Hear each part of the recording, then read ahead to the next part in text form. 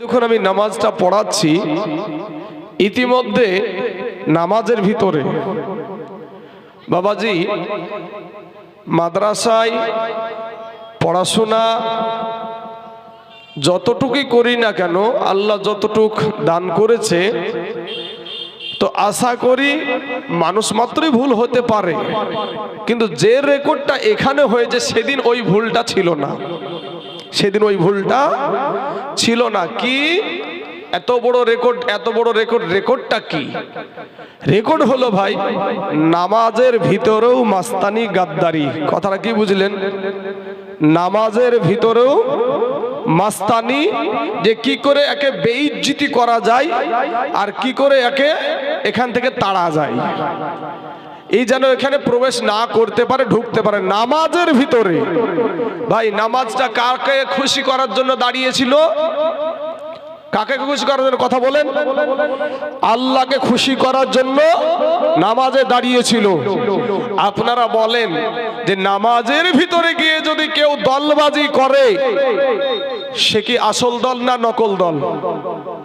কথা বলছেন না, বুঝতে পারছেন না ভাই?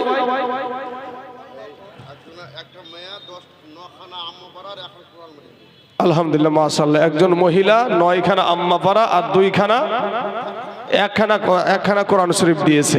আলহামদুলিল্লাহ মাশাআল্লাহ। আর একজন মহিলা একটা কোরআন শরীফ দিয়েছে। তো এই যে রেকর্ডটা আপনারা ছোট্ট, আল্লাহ আপনাদেরকে যতটুকু জ্ঞান দিয়েছে এই জ্ঞান দিয়ে তো বুঝতে পারছেন যে নামাজের ভিতরেও যারা দল করে তারা আসল মানুষ হতে পারে না। কারণ নামাজ তো আল্লাহকে খুশি করার জন্য। একটা বাবাজি একটা মদখোরও, একটা গাঁজাখোর, একটা তাড়িখোর, একটা হিরণখোর পর্যন্ত নামাজিকে সম্মান করে। কথা বলেন ঠিক না ঠিক? নামাজিকে সম্মান করে, আলেম ওলামাদেরকে সম্মান করে, কিন্তু আলেম হয়ে আরেক আলেমকে বেইজ্জতি করার জন্য নামাজের ভিতরে যারা দলবাজি করে এরা কারা? চিনহার দরকার আছে না নাই বাবা? এই দুর্গাপুর হলো সেই দুর্গাপুর। আমি তাইজুল ইসলাম এখনো ভুলি নাই সেই দিনের কথা। চতুর্দিকে আমি বাবাজি এই জায়গাটা এই কথাটা বলে থাকি যে এরা নামাজের ভিতরে মাস্তানি করে।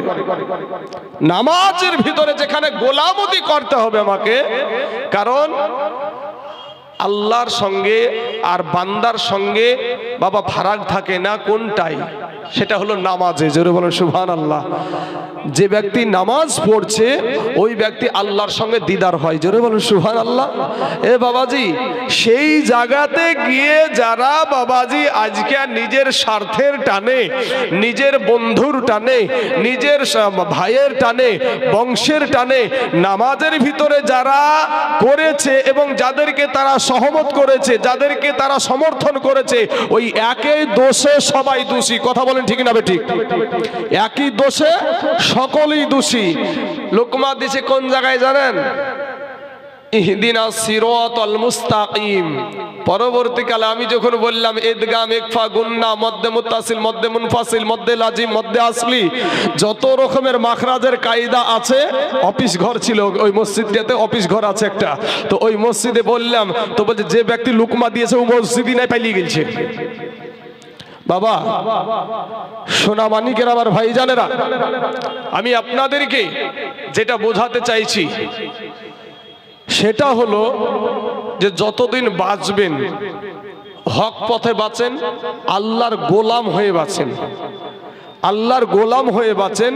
আপনি আল্লাহর গোলাম হয়ে যদি বেঁচে যদি যে দোয়াটা করবেন সেই দোয়াটা আল্লাহর দরবারে কবুল হবে না, তো শুধু ঠুক্কুর মারাই হবে। নবীর আদর্শের মালাটা গলায় পড়েন। আল্লাহ কোরআনে বলছেন লাকাদ কানা লাকুম ফি রাসূলিল্লাহি উসওয়াতুন হাসানা। আমার আল্লাহ সমগ্র জাহানের জন্য উত্তম আদর্শ দিয়েছে আপনার আমার নবীর ভিতরে। জোরে বলেন সুবহানাল্লাহ। সমগ্র জাহানের জন্য উত্তম আদর্শ দিয়েছে আপনার আমার নবীর ভিতরে। আমার আদর্শতে ভুল আছে চাচা, ভুল থাকাটাই স্বাভাবিক। আমি মানুষ। আমার সম্মানীয় আমার বাবু ভাই এই মসজিদের সেক্রেটারি, অনেক পুরাতন একজন সম্মানীয় ব্যক্তি। এই মসজিদকে বাবাজি অতি কষ্ট করে, এই মসজিদে যখন কিছুই ছিল না তখন থেকে এই দেশকে আমি চিনি। আজ দেখলাম মসজিদ অনেক সুন্দর, অক্লান্ত পরিশ্রম করে এই দুর্গাপুরের মানুষ রাতের বেলায় সকাল বেলায় বাবাজি দান করে এই মসজিদকে চকচকে বানিয়েছে। আলহামদুলিল্লাহ পড়বেন না একবার আব্বাজান?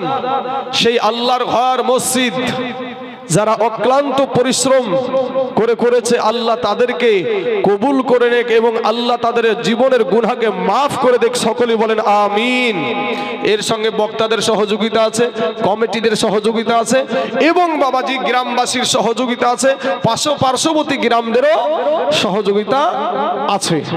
আব্বাজান, তো আমরা সাধারণ মানুষ, আমাদের ভুল থাকাটাই স্বাভাবিক। আমাদের আদর্শতে ভুল আছে। একজন মুফতি সাহেবের আদর্শতে ভুল থাকতে পারে, একজন বাবাজি পীর সাহেবের আদর্শতে ভুল থাকতে পারে, কিন্তু মদিনার যেই নবী, সেই নবীর আদর্শতে কোনো ভুল নাই। আমার আল্লাহ বলে ওয়া ইন্নাকা লাআলা খুলুকিন আযীম। আমার আল্লাহ পাক আমার নবীর শান সম্পর্কে, নবীর জ্ঞান সম্পর্কে আযীম শব্দ ব্যবহার করেছে। জোরে বলেন সুবহানাল্লাহ। আমরা রুকুতে গিয়ে কি বলি ভাই? সুবহানা রাব্বিয়াল আজিম। একটু কথাগুলো শুনেন, সুর শুনতে মিষ্টি লাগে, আমিও জানি, আমি জানি না তা না, সুর শুনতে মিষ্টি লাগে, কিন্তু শিক্ষণীয় বক্তব্য কিন্তু এগুলা বাবা, শিক্ষণীয় বক্তব্য এগুলাই। কি যে আমরা বলি সুবহানা রাব্বিয়াল আজিম, কাকে বলি? কার শানে বলি? আমার আল্লাহর শানে বলি আজিম।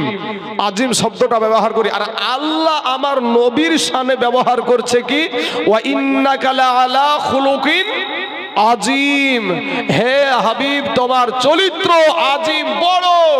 এই বড় যে এর মানে এর যে সীমানা কতটা, এই সীমানা আল্লাহ ছাড়া কেউ জানে না। জোরে বলেন সুবহানাল্লাহ। কিন্তু বাবাজি আল্লাহর কোরআনে বলছে ওয়ামা উতিতুম মিনাল ইলমি ইল্লা কলিলা। কলিলা মানে সামান্যতম জ্ঞান আল্লাহ দুনিয়াতে দান করেছে, কিন্তু এটা আমাদের জন্য আর নবীর জন্য ব্যবহার করেছে। ইন্নাকা লাআলা খুলুকিন আজিম। আমার আল্লাহ পাক রব্বুল আলামিন উনি বলছেন আমার নবীজি আখলাকুন নবী, যার চরিত্রতে কোনো ভুলই নাই। জোরে বলেন সুবহানাল্লাহ। আব্বাজান, আমার আদর্শই ভুল হতে পারে, আপনার আদর্শতে ভুল থাকতে পারে, তাহলে কার আদর্শ নিয়ে চলতে হবে? নবীজির আদর্শ নিয়ে চলতে হবে। তো নবীজির আদর্শতে এই রকম ভাবে জামাতের ভিতরে সঠিক পড়াকে যারা লুকমা দেয়, তারা কোনোদিন বাবাজি ভালো মানুষ হতে পারে না, তারা কোনোদিন সৎ মানুষ হতে পারে না। তাদের দুশ্মনী কি? আমরা নবীকে ভালোবাসি, আমরা নবীকে ভালোবাসি, আর তারা নবীর সামনে বেয়াদবি করে। এবার নবীকে ভালোবাসার কারণে তার চোখে আমি দোষী। কর্ণাটকের জমিনে একজন মহিলা কলেজে গিয়েছে বুরখা পরে। বোনটার দোষটা কি? পর্দা করে কলেজে গিয়েছে। মেয়েটার নাম যত সম্ভব মুস্কান খান, মুস্কান খান। তো এই মুস্কান বোনটার অপরাধটা কি? অপরাধটা হলো এটাই যে সেই বোনটি আমার বুরখা পরে কলেজে গিয়েছে, বুরখা পরে কলেজে গিয়েছে। একাদশ উগ্রপন্থী বিধর্মী ওই বোনটার দিকে জয় শ্রীরামের স্লোগান দিয়ে তেড়ে চলে আসছে। আজ আমার মা খালারা এই ওয়াজটা থেকে একটু শিক্ষা নেন। সেও একজন নারী, তুমিও একজন নারী। কথা বলেন ঠিক না বেঠিক? সেও একজন নারী, তুমিও একজন নারী। আমার মাও মা, তুমিও একজন মা। আজকে মুফতি আলী হুসাইন রেজবি সাহেব, ওনারও মা, ওনার মাও মা, তুমিও একজন মা। আজকে আপনাদের মসজিদের ইমাম সাহেবের মা, ও মা তুমিও একজন মা।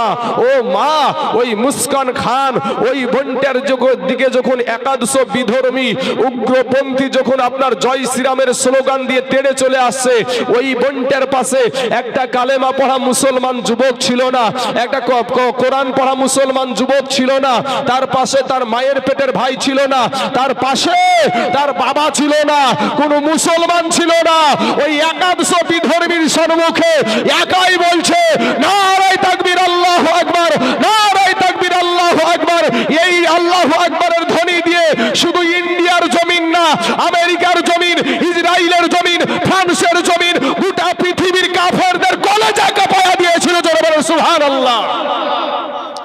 বোনটার অপরাধ কি ছিল?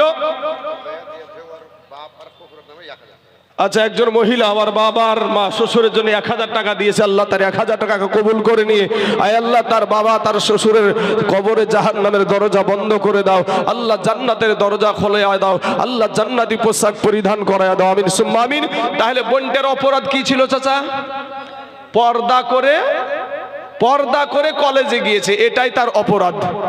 পর্দা করে, এখন আসবেন না, আপনার কাছে জমা রাখেন, পরে বলবেন এগুলা। বাবাজি আমার সোনা মানিকেরা, কথাটা শুনেন, আমরা ঠিক করে নিয়েছি, আপনাদের কথা বলার দরকার নাই, একটু শুনেন ভাই। তার অপরাধ কি ছিল? যে বুরখা পরে সে আব্রুটা ঢেকে কলেজে গিয়েছে, এটা ছিল অপরাধ।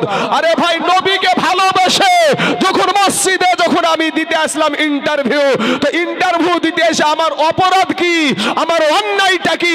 আমার অন্যায় হলো আমি নবীর গোলাম, আমার নবীর জন্য আমার গলা কাটতে রাজি আছি, তারপরে বাবা বাতিলের কাছে মাথা নত করতে রাজি না।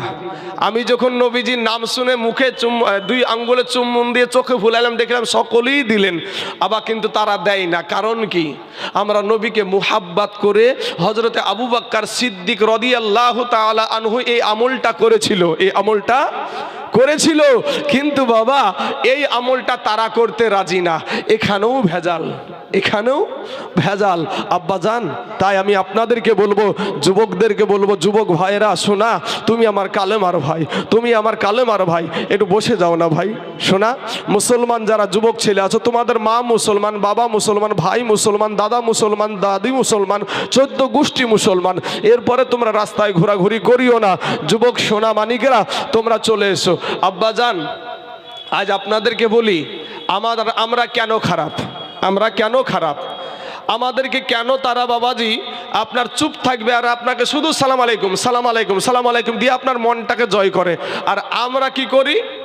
আমরা করি কি, জোর জবরদস্তি গলার আওয়াজ দিয়ে মানুষকে বলি এটা তারা বাতিল। এই যে কথাটা আপনাদের মধ্যে অনেক শিক্ষিত ব্যক্তি ভাবে, এরা শুধু চিল্লায়া জাতামাতা বলে, কেন বলে? শুনেন ভাই, একটু আপনাদেরকে দলিল ভিত্তিক আলোচনাটা করি। দলিল শুনেন একটু। আল্লাহ কোরআনে বলেছেন, আলাম তারা কাইফা ফাআলা রাব্বুকা বিআসহাবিল ফিল। অনেকেই জানেন না এই আয়াতটা। এই আয়াতটার বাংলাটা আপনার যদি বাড়িতে বাংলা তরজমা যদি থাকে, বাংলা তরজমার কোরআন যদি থাকে, আপনি যে দেখেন গাজান, আপনি যদি না মিলে তখন আমাকে বলবেন, এসে ধরে এই দুর্গাপুরে বেঁধে রাখেন। এখানে লেখা আছে, আলাম তারা, হে নবী আপনি কি দেখেননি? আলাম তারা, আপনি কি দেখেননি বা আপনি কি নজর করেননি? একই জিনিস, নজর করা দেখা একই জিনিস। তো আপনি কি দেখেননি আমি ওই আবরাহা বাদশার হস্তি বাহিনীকে কিভাবে ধ্বংস করেছি? মানে ওই আবরাহা বাদশা আল্লাহর ঘর কাবা শরীফ ভাঙতে গিয়েছিল, শুনেছেন আপনারা? তো আবাবিল পাখি দ্বারা আর কঙ্কার পাথর দ্বারা কাবা ঘরকে সুরক্ষিত করেছিল, শুনেছেন তো আপনারা? তো এই বাবাজি এই ঘটনাকে কেন্দ্র করে আল্লাহ নবী কি জিকে বলছে, আলাম তারা, হে নবী আপনি কি দেখেননি বা আপনি কি নজর করেননি যে আমি ওই হাতির বাহিনীকে কিভাবে ধ্বংস করেছিলাম? তো এই যে কথাটা, এই দেখেননি, এখান থেকে বোঝা যায় যে দেখেছে নাকি ভাই? হ্যাঁ, আমি যখন স্টেজে আসি তখন কি এখানে যারা উপস্থিত ছিলেন আপনারা কি দেখেননি? কথা বলেন, দেখেছেন না দেখেননি? তো দেখার জন্য আপনাকে হাজির থাকতে হয়েছে না? রাস্তার লোকে দেখেছেন আমাকে? রাস্তার লোকে দেখেনি। এখানে যারা হাজির আছে তারা আমাকে দেখেছে স্টেজে আসতে। অতএব আমার এই ঘটনা যখন ঘটে তখন আমার নবীজি মা আমেনার গর্ভে, কথাটা বুঝেন? আমরা মায়ের পেটে থেকে কিছু দেখেছি নাকি বাপ? কিছু দেখেনি বাবা। এটাই ছিল সেদিন দুর্গাপুরের জুম্মা মসজিদে, এটাই ছিল আমার অন্যায়। কি ছিল অন্যায়? যে আমি নবীকে ভালোবাসি, আমি নবীর শান ও মানকে বাবাজি আমার আল্লাহ বাড়িয়েছে, অতএব আমরা কেন বাড়াবো না? আরে নবীকে ভালোবেসি তো আবু বকর সিদ্দিক রাদিয়াল্লাহু তাআলা আনহু জান্নাতের সার্টিফিকেট পেয়েছে, হ্যাঁ, প্রধান খলিফা হয়েছে। তো সেই নবীকে আমার অন্যায় ছিল সেই দিন। আজ দেখুন যে আপনারা এই স্টেজে আসার টাইমে আপনারা দেখেছেন যারা হাজির ছিলেন, যারা হাজির ছিল না তারা কিন্তু দেখে নাই। তাহলে এবার শোনেন, এবার বাবা গো, আমার আল্লাহ পাক রব্বুল আলামিন মা আমেনার পেটে আমার নবী যখন মা আমেনার পেটে, আল্লাহ বলে আপনি কি দেখেননি, আপনি কি নজর করেননি আমি ওই হস্তি বাহিনীর সাথে কি ব্যবহার করি? এটা থেকে বোঝা যায় আমার আল্লাহর দেওয়া শক্তিতে আমার নবীজি মায়ের পেট থেকে সব কিছু দেখেছে। জোরে বলেন সুবহানাল্লাহ। কোরআন থেকে বললাম না, নিজের মুখ থেকে শুধু বলিস রে ভাই। হ্যাঁ, বলে আমাদের নাকি দলিল নাই। বাবাজি, আজ আপনাদের এখানে সম্মানীয় আলী হোসেন হুজুর উপস্থিত আছে, জিজ্ঞেস করেন আমি তাইজুল ইসলাম ডমকুল থানাতে ইলমে গাইবের বিষয় নিয়ে তারা দলিল দিয়েছিল, কুল্লা ইয়ালামু মান ফিস সামাওয়াতি ওয়াল আরদিল গায়বা ইল্লাল্লাহ। আল্লাহ ছাড়া আসমান জমিনের গাইব কেউ জানে না, আল্লাহ ছাড়া আসমান জমিনের গাইব কেউ জানে না। ভাই একটু আপনাদেরকে বুঝিয়ে বলি যে এই জায়গাটায় আমাদের ঝামেলাটা কোথায়। আমিও সেখানে দলিল দিয়েছিলাম যে কোরআনে 6666টা আয়াত আছে। কত আছে? একটা আয়াত তো নাই। তারা যখন একটা আয়াত দিয়েছিল, আমি পরক্ষণে আয়াত দিয়েছিলাম যে জিন সূরা, একটা সূরার নাম জিন সূরা আছে না নাই? জিন সূরা 26 এবং 27 নম্বর আয়াত, আলিমিল গায়বি ফালা ইউযহিরু আলা গায়বিহি আহাদান ইল্লা মান ইরতাদা মির রাসূল। আল্লাহ গায়ব কাউকে জানাই না ইল্লা তবে মান ইরতাদা মির রাসূল, তার মনোনীত রাসূলদেরকে গায়ব জানান। জোরে বলেন সুবহানাল্লাহ। তো আল্লাহ জানালছে, তাই আমার নবীজি গায়ব জানে। তখন তাদের যে বাবাজি সেই ডমকল থানার আইসি সাহেব, 4 থানার এসডিপিও, যিনি ওই এসডিপিও সাহেব ছিল মেমারি বর্ধমান গোলাম মুর্তুজা সাহেবের মাদ্রাসার শিক্ষকের বেটা। আলী হোসেন হুজুর গিয়েছিলেন, কিন্তু অসুস্থ হয়ে গিয়েছিলেন, ডমকুল হসপিটালে ভর্তি হয়ে গিয়েছিল। উনি বলেছিলেন একটা জিনিস জানানোর পরে সেটাকে গায়েব থাকে।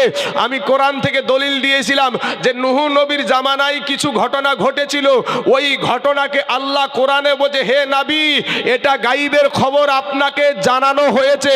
তো নূহ নবীর জামানায় হাজারো মানুষের সম্মুখে প্রকাশ হওয়া জিনিসকে, জানানো জিনিসকে আমার আল্লাহ গায়েব বলে আখ্যায়িত করেছে। তাহলে বলেন শুধুমাত্র আমাদের নবী জানাটা এটা গায়েব কেন হবে না?